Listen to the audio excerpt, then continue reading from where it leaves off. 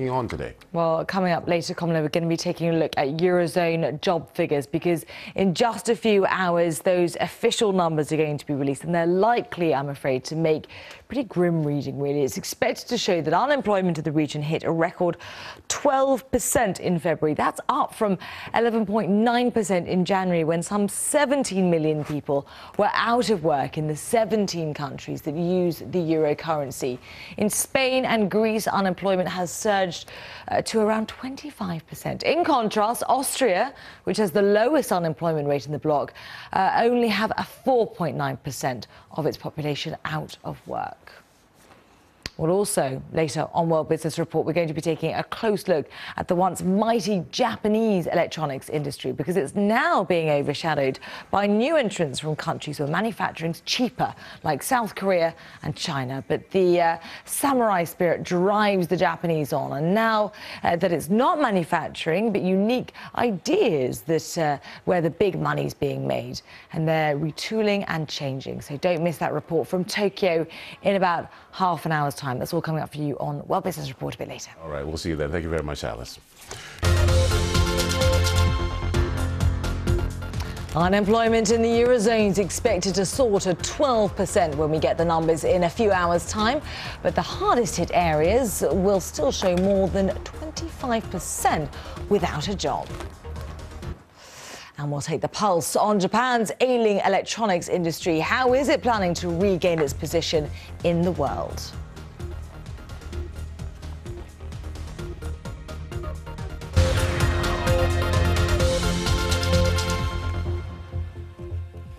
A very warm welcome to World Business Report. I'm Alice Baxter. Now, in just a few moments, we'll have a bit more on those Eurozone job figures for you. But for now, retailers in Northern Europe have been hit by the cold weather and the economic slowdown, putting a real dampener on the traditional boost from the Easter weekend break.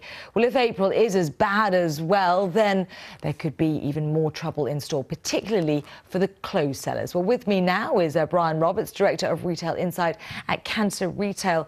Brian, does the weather have such a dramatic effect on people's shopping appetites, particularly for clothing?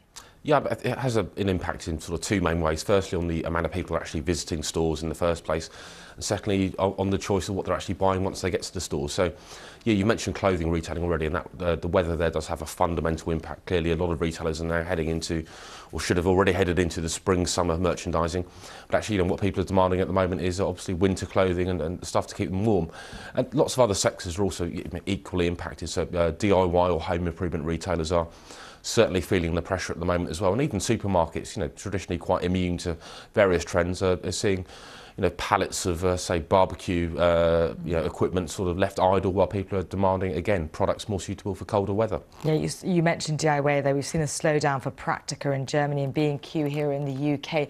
But other factors having an effect other than the weather, this shift towards online retail, this cultural shift, is that having a bit of an impact as well, particularly in technical areas, shops such as Amazon, for example, having a huge impact? Yes, certainly. We're already seeing sort of online retailing taking between 10 and 15% of retail sales in certainly more mature markets. But even in the so-called less mature markets in, say, Southern or Eastern Europe, online retailing is accelerating very, very quickly.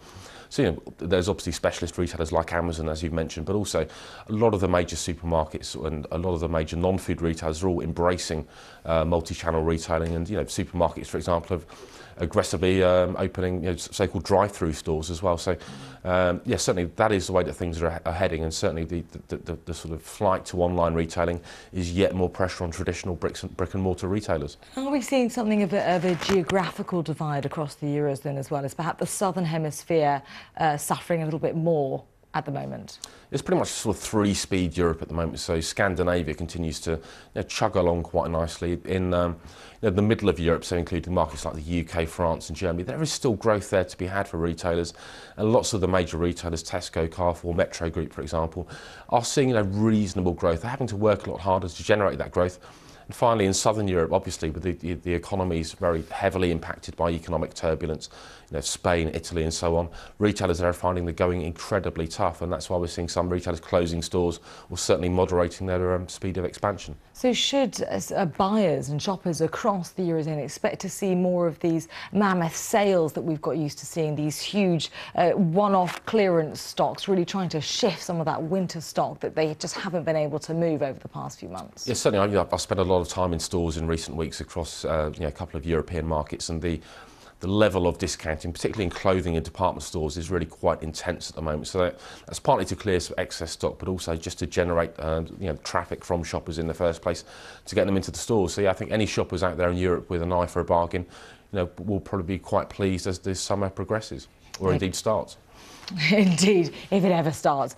Brian Roberts, Director of Retail Insight at Cantor Retail, many thanks for those thoughts. Now, Japan's electronic giants once ruled the world. Sony, Panasonic, Sharp were all household names. Now those companies, though, are in deep trouble, losing billions of dollars a year. Panasonic's expected to post an $8 billion loss this year alone. Sharp is even worse. So how have the mighty Japanese companies fallen so low? Our Tokyo correspondent Rupert Winfield-Hayes has been trying to find out. They are the names that once ruled the consumer electronics world. But then along came the Koreans, and now those same Japanese giants are drowning in red ink. The problem for companies like Sony and Panasonic is it's very, very difficult to make money out of making televisions these days. The technology is now well understood, and you can make them anywhere in the world. And it's much cheaper to make them in Korea or China than it is to make them here. So what are they going to do instead? This is what Hitachi has done. It's gone back to its roots in heavy engineering. Hitachi's boss believes there is a huge market for its engineering skills, especially in the developing world. Especially the developing countries, they don't have any engineering teams. So we have, so that not simply of the selling of the machineries, but also that some of the engineering plannings, in some cases that the financing schemes, those are total planning. We can do that. But if you think that Japan's electronics industry is dead, you'd be very wrong, because inside every device, like this massage chair or your car or the appliances in your home, there are thousands of tiny electronic devices. And in those, Japan still leads the world. Inside each glass flask are 100,000 electrical capacitors. These astonishing micro devices are made by a company called Murata. You may have seen the company's famous little robots, which can do this thanks to the tiny sensors that only Murata produces. It's the knowledge of how to make these components that sets Murata apart. We produce the machinery used in production by ourselves. There is no technology available outside. So we better stick and reinforce those technologies. But for companies like Panasonic and Sony, sticking to what they used to do is not an option. The whole industrial model on which they built their empires has changed. Most of the components inside this iPhone are actually made here in Japan. The phone is assembled in China, but most of the profits go back to Apple in America. And that is the new reality of making profits in electronics. It's not about making the item, it's about having the ideas.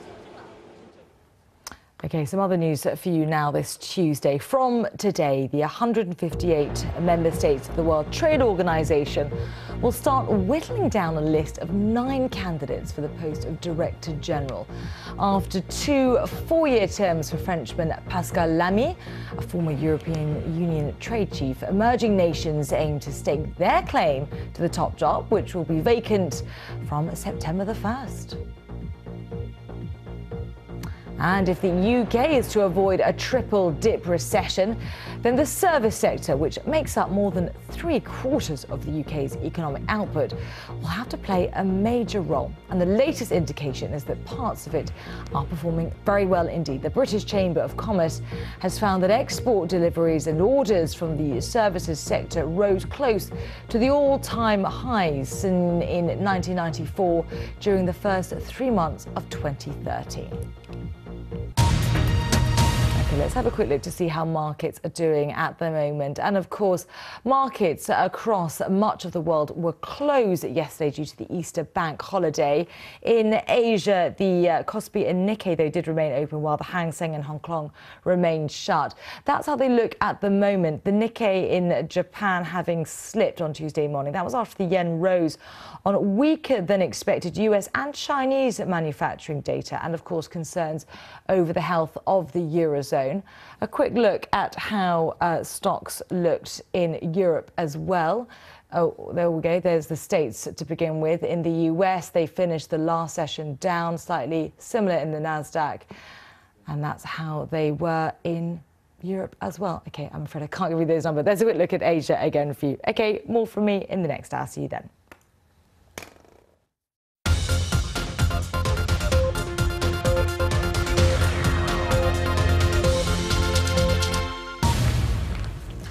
It's now time for our newspaper review. Alice and I will look at the stories making headlines around the world. And we'll start with the Gulf news. With Europe lurching from crisis to crisis, it might come as a surprise to read there are bright points on the economic horizon, and few brighter than the United States, showing strong signs of recovery.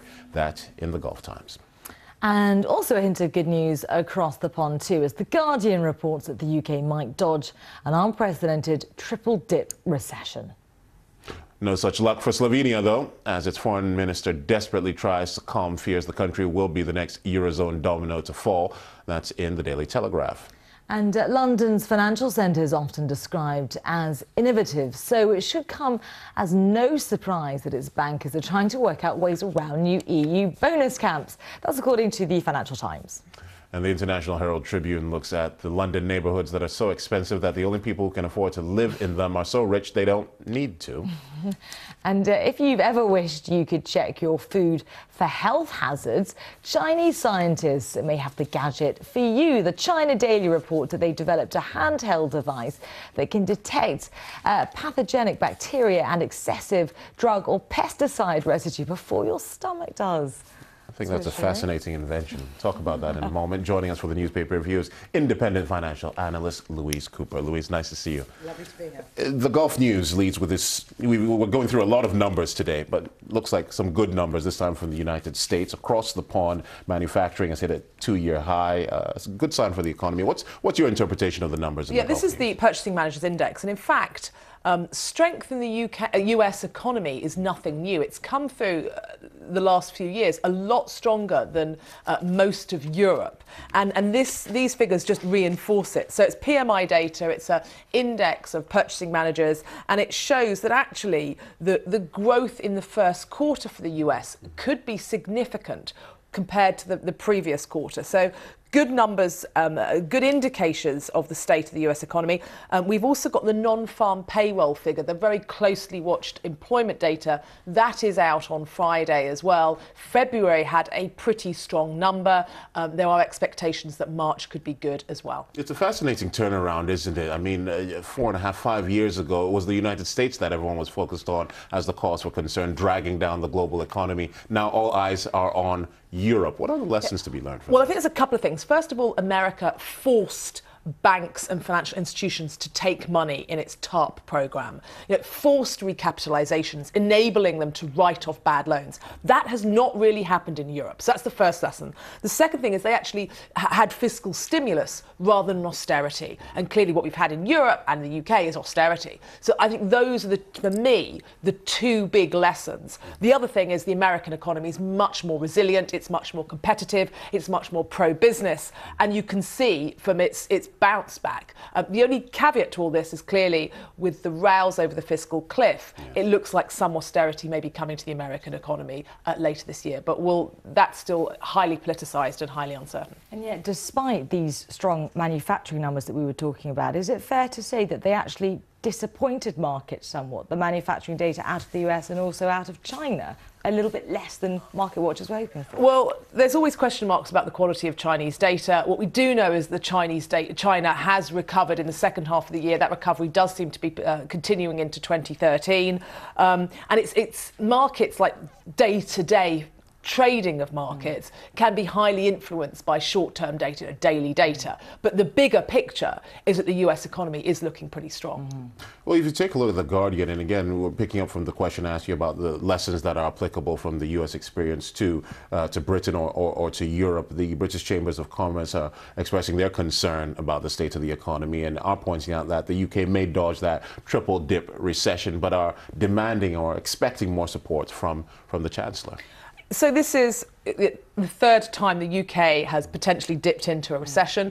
Recession officially is 2 quarters of negative growth. The fourth quarter in 2012 was negative growth. So the big question is, will the first quarter be negative growth? If it is, we are officially back in a triple dip. To me, it's kind of semantics, because essentially what the UK economy is doing is bumping along the bottom. The forecasts for the first quarter vary between minus 0.2% to plus 0.2%. But it's still virtually no growth. And so whether or not we dip into a triple dip, yes, politically it will be very important for the Chancellor to avoid it. But actually the problem is, you could argue the trend rate of growth in the UK currently is 0%. We're just not growing at all. And what this article also underlies is how reliant the UK economy is on its services sector, which isn't just restaurants and cafes, for example, also, but of course lawyers and banking industry. That the entire industry is hugely important here. And yet, actually, the news from the services sector, which is something the UK is very good at, particularly financial services, is that there is a strong bounce back in exports of the financial services. And one of the things I think that needs explaining is that the UK is good at financial services, and I don't just mean banking. I mean fund management, I mean legal services. We are very good at it. And to penalise something that we are very good at, that brings a lot of money into this country at a time when we desperately need growth, is not necessarily a sensible idea. And so what this survey has shown is that the services industry is doing well exporting to the rest of the world. And that is a good thing, because we need growth to bring our debt down. Okay, well, if the UK has worries, I'm sure there are bigger worries in Slovenia as well. People picking up the business page of the Daily Telegraph, and the question really being asked if, in the wake of Cyprus, is Slovenia a major source of worry? So clearly, we've seen what's happened to Cyprus. So now it's who's next? Because that's what everybody asks, what financial markets ask, what journalists ask. Who is next that could suffer this? Because clearly, if you're going to have 80, 90% of your deposits wiped out, you want to get your money out the country before that happens. So this is the big question. And I love this. So this is a interview with the country's finance minister. And it says, Slovenia cannot be compared to Cyprus. Yeah, that's probably what he hopes, but unfortunately that's not what a lot of people think, because in fact Slovenia's borrowing costs have been going up quite dramatically, and there is concern that it could be in the firing line. It's joined the Euro 5 years ago, it's barely growing, and I think one of the lessons we have learnt is if you're a small country reliant on, your banking industry takes a lot on Russian money, then I'm afraid the European Union is not going to look after you. What we learnt, with Spain is too big to do a Cyprus to. Cyprus is so small it's almost irrelevant, and therefore the next question is, who is the next small irrelevant country that the Germans or the IMF or the Troika can afford to ignore? But overall, the picture in Europe is troubling. Alice, you've been looking at some of the unemployment numbers, or employment numbers, if you want to call it that, across the continent. Yeah, indeed, and particularly youth unemployment, very worrying. Yeah, the Eurozone doesn't look particularly healthy in many ways, doesn't it? But on this Slovenia story, surely one of the key points that does come out of this that perhaps is valid is that I thought one of the main weaknesses in the Cypriot economy was its exposure to the Greek banks, which is something I think unique to Cyprus. That is true, but the question is, which country has a highly developed banking industry that takes deposits from places other than the EU, where it is small enough for not to need a big bailout? I think it's very significant that Spain is getting the official ESM bailout for its banking industry. Cyprus was made, the depositors were made to pay. That is a very different situation, and the big difference is that you couldn't do that to Spain because it's just too big to fail. Cyprus, clearly they decided to do it because it's just too small, too irrelevant, and there's lots of Russian money in there. That is quite a big difference between the way the two countries are being treated. Louise, let's take a stab at this story in the FT about US banks that are obviously concerned about European legislation that'll put a cap on bonuses, and it's reporting that some of them are considering moving some of their operations to Dubai, or finding one way or another to get around these bonus caps. Absolutely. I mean, first of all, if you are limiting a bonus cap to 1 times your salary, then the fear is clearly that salaries will go up, which is that fixed costs will go up. Now, that's not a good thing in an industry where profits are very volatile, because you want to be able to cut your big expenses, your employee expenses, in the bad times, but reward people in the good times. So this is, banks are not happy because they like to cut, but they don't like to cut, but they do cut people's bonuses in the bad times. So this is not surprising at all to me. All right, and very quickly, there's this story about London locales that only the super rich can afford. Well, no surprise, if you live in London, you know that already, don't you? Well, Belgravia, I don't know if you have a little bachelor pad in nowhere, I don't know. I've heard of it. So in Belgravia, houses can cost anywhere between £6 million to £50 million, and so many people can't actually afford to live there. All right, including us, perhaps. Thanks very much for coming in, Louise. We appreciate it. And that's our newspaper review.